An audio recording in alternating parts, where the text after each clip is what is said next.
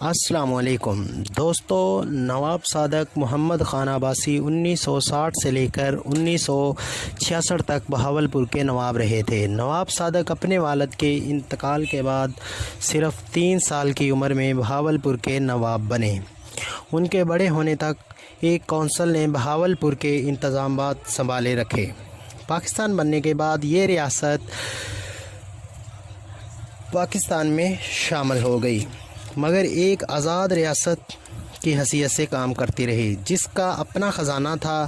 یہ امور خود چلاتے تھے۔ دوستو، یہ بہت کم لوگوں کو پتہ ہے کہ نواب صادق بہت سخی آدمی تھے۔ پاکستان بننے کے بعد ریاست بہاولپور نے پاکستان کی بہت مدد کی۔ اس زمانے میں 7 کروڑ کی رقم قومی خزانے میں جمع کروائی اور 1 مہینے کی سرکاری ملازمین کی تنخواہیں بہاولپور ریاست نے ادا کی۔ نواب صادق نے اپنی ذاتی زمین بھی پنجاب یونیورسٹی اور کنگ ایڈورڈ کالج کو دے رکھی تھی۔ نواب صادق قائد اعظم محمد علی جناح کے بہترین دوست تھے۔ 1955 میں یہ ریاست پاکستان کا حصہ بن گئی، مگر نواب صادق کو وہی پروٹوکول ملتا رہا۔ ایک دفعہ نواب صادق لندن میں موجود تھے۔ یہ لندن بانڈ سٹریٹ میں عام سے کپڑے پہن کر گھوم رہے تھے۔ ان دنوں رائل روز گاڑیاں دنیا کی قیمتی گاڑیاں سمجھی جاتی تھیں۔ نواب صادق وہاں پر موجود گاڑیوں کے شو روم میں چلے گئے، روز رائل کے ڈیزائن اور قیمتیں پوچھنے لگ گئے، لیکن وہاں کے سیلز مین نے نواب صاحب کے عام سے کپڑے دیکھ کر بے عزتی کر دی۔ ان کو لگا کہ نواب صاحب اور لوگوں کی طرح ان کا ٹائم ضائع کر رہے ہیں۔ ان کو یہ نہیں پتہ تھا کہ ان کے سامنے نواب بہاولپور کھڑے ہیں۔ نواب صاحب اس وقت وہاں سے واپس چلے گئے اور اپنے گھر تشریف لے گئے۔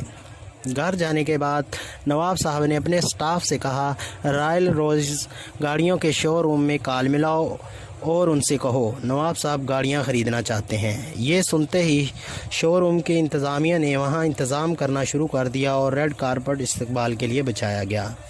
نواب صاحب رائل سٹائل میں وہاں پہنچے۔ اس وقت وہاں پر 6 گاڑیاں موجود تھیں۔ نواب صاحب نے ساری گاڑیاں خرید لیں اور پاکستان بھیجنے کا کہا۔ نواب صاحب پاکستان واپس آ گئے۔ نواب صاحب کے پاکستان پہنچنے کے بعد گاڑیاں پاکستان ڈیلیور ہو گئیں۔ نواب صاحب نے گاڑیوں کے ساتھ وہ کیا جو کسی نے سوچا بھی نہ تھا۔ نواب صاحب نے اپنے بے عزتی کا بدلہ لینے کے لیے ڈویژن کی میونسپل کمیٹی والوں کو کہا، یہ گاڑیاں اپنے پاس رکھ لیں اور ان کے آگے جھاڑو لگا کر صفائی کا کام لیا جائے۔ دنیا کی سب سے ایگزیکٹو اور قیمتی گاڑیاں صفائی اور کچرا اٹھانے کے کام کرنے لگیں۔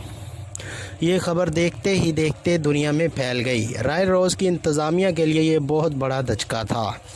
روز رائل گاڑیوں کی قیمتیں اس کی وجہ سے کم ہونے لگی، کیونکہ یہ ایک مذاق بن گیا تھا۔ یہ گاڑیاں ریاست بہاولپور میں کچرا اٹھانے کے کام آتی تھیں اور روز رائل کی ریپوٹیشن کافی خراب ہو گئی۔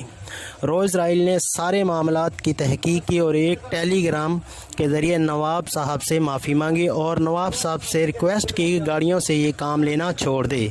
روز رائل نے 6 گاڑیاں تحفے میں دیں اور نواب صاحب سے کہا کہ یہ کام۔ دوستو، اگر آپ کو میری یہ ویڈیو پسند آئی ہے تو چینل کو سبسکرائب کریں، لائک کریں، شیئر کریں اور بیل آئیکن کو پریس کرنا نہ بھولیں۔